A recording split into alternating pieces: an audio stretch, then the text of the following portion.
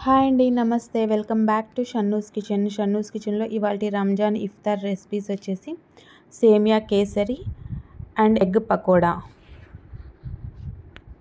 First వచ్చేసి సేమియా కేసరి. ఇది ప్రిపేర్ చేసుకోవడానికి ఫస్ట్ ఒక చిన్న ప్యాన్ తీసుకొని అందులో నెయ్యి వేసుకొని కొన్ని జీడిపప్పు వేసుకొని కొంచెం మంచి గోల్డెన్ కలర్ వచ్చేంత వరకు వేయించుకోండి. ఆ తర్వాత కొన్ని కిస్మిస్ కూడా వేసుకొని మంచిగా వేయించుకోండి. ఇవి రెండు వేగాక వీటిని పక్కన పెట్టేసేయండి. ఇప్పుడు ఒక బౌల్ తీసుకొని అందులో 1 కప్పు వరకు సేమియా వేసుకోండి, బావినో సేమియా. ఇప్పుడు ఇందులో ఒక 2 టీ స్పూన్ల వరకు నెయ్యి కూడా వేసుకోండి. ఈ నెయ్యిలో ఈ సేమియాని మంచి గోల్డెన్ కలర్ వచ్చేంత వరకు వేయించుకోండి. వీడియోలో చూపిస్తున్నట్టుగా ఈ కలర్ రావాలి. ఇప్పుడు ఇందులో ఒక 2 గ్లాసెస్ వరకు వాటర్ వేసుకోండి. 1 కప్పు సేమియాకి 2 కప్స్ వాటర్ వేసుకోండి. 1:2 రేషియోలో వాటర్ అయితే తీసుకోవాలి. ఇప్పుడు ఈ వాటర్లో ఈ సేమియాని బాగా ఉడికించుకోవాలి. ఇందులో కొంచెం సాల్ట్ అయితే యాడ్ చేసుకోండి, అప్పుడే మనకి స్వీట్నెస్ అనేది బాగా తెలుస్తుంది. ఇప్పుడు ఈ సేమియా అనేది కొంచెం బాగా ఉడికిపోవాలి. ఈ విధంగా వీడియోలో చూపిస్తున్నట్టుగా ఉడికిన తర్వాత ఇందులో షుగర్ అయితే యాడ్ చేసుకోవాలి. నేను ఇక్కడ 1/2 కప్ వరకు షుగర్ యాడ్ చేసుకున్నాను. మీకు కావాలి అంటే మరో 2 టేబుల్ స్పూన్లు ఎక్స్ట్రా యాడ్ చేసుకోవచ్చు. 1/2 కప్ షుగర్ యాడ్ చేసిన తర్వాత కొంచెం కలర్ అయితే యాడ్ చేస్తున్నాను, ఫుడ్ కలర్.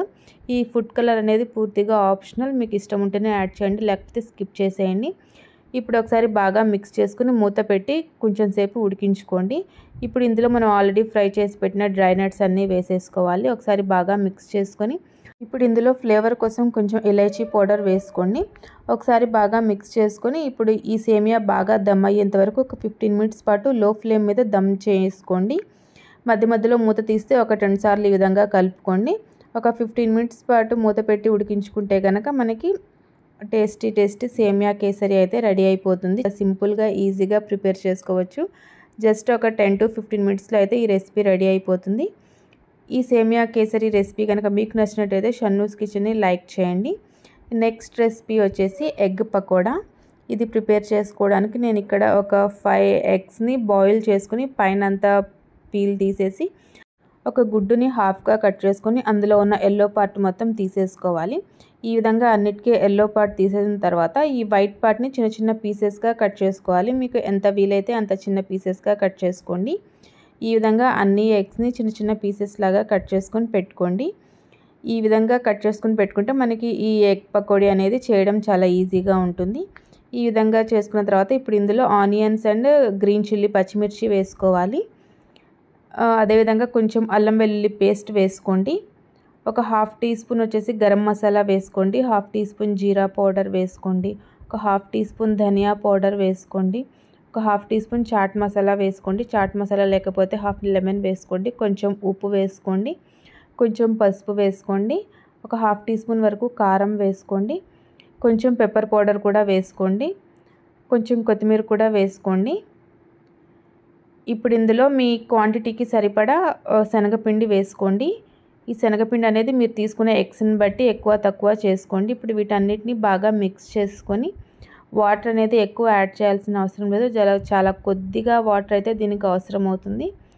జస్ట్ ఒక 3 టేబుల్ స్పూన్ల వరకు వాటర్ యాడ్ చేసుకొని బాగా మిక్స్ చేసుకోండి. ఒకవేళ శనగపిండి తక్కువైతే ఇంకొంచెమైనా యాడ్ చేసుకోవచ్చు. ఈ విధంగా ఒక ముద్దలాగా కలిపి పెట్టుకోండి.